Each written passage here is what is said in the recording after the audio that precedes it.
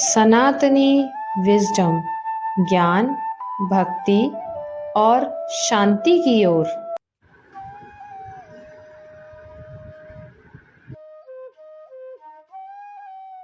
पूजा तो हो गई तुम्हारी, अब क्या पढ़ रही हो? हाँ, गर्ग संहिता पढ़ रही थी। उस दिन अपन श्री राधा जी के बारे में बातें कर रहे थे ना। हाँ, आज मैं उनके माता पिता के पूर्व जन्म की कथा पढ़ रही हूँ। अच्छा, क्या कथा है, सुनाओ। गर्ग संहिता में गोलोक खंड के अध्याय 8 में राजा भवलाश्व नारद जी से वृषभानु और कीर्ति जी ने ऐसा कौन सा पुण्य किया जिसकी वजह से स्वयं श्री राधा रानी उनकी पुत्री बनी। राजा नृग के पुत्र थे सुचंद्र चक्रवर्ती नरेश थे और परम सुंदर भी थे। उन्हें साक्षात प्रभु का अंश माना जाता था। पूर्व काल में पितरों के यहाँ 3 मानसी कन्याएं हुई, कलावती, रत्नमाला और मेनका।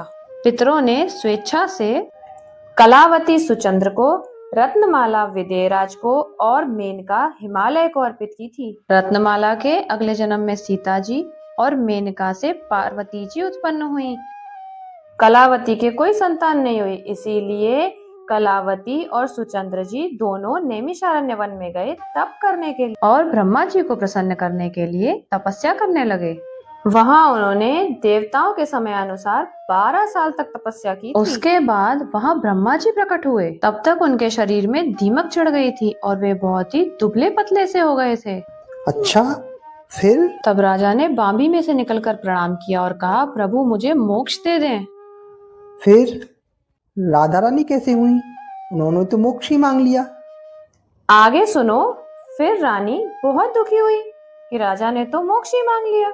फिर उन्होंने ब्रह्मदेव से कहा कि नारियों के लिए तो पति उनका सर्वोत्तम देवता होता है। फिर उन्होंने कहा, जब मेरे पति देवी मुक्त हो जाएंगे तो मेरी क्या गति होगी। इसके लिए ब्रह्मदेव, मैं आपको श्राप भी दे सकती हूँ, मैं एक पतिव्रता हूँ। अच्छा, फिर उन्होंने ब्रह्मा जी को श्राप दे दिया?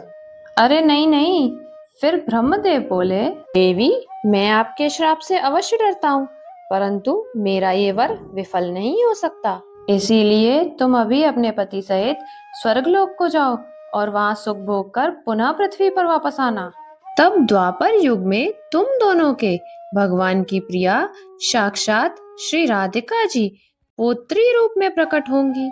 तब तुम दोनों साथ ही मुक्त हो जाओगे।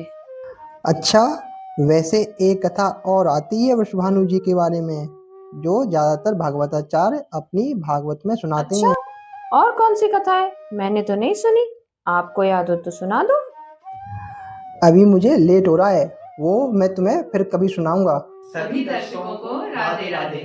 कैसी लगी आपको हमारी आज की ये जानकारी, हमें कमेंट सेक्शन में जरूर बताएं। और इसी प्रकार की और भी कथाओं के लिए हमारे चैनल को सब्सक्राइब जरूर करें और वीडियो को लाइक एंड शेयर भी जरूर कर दें। धन्यवाद।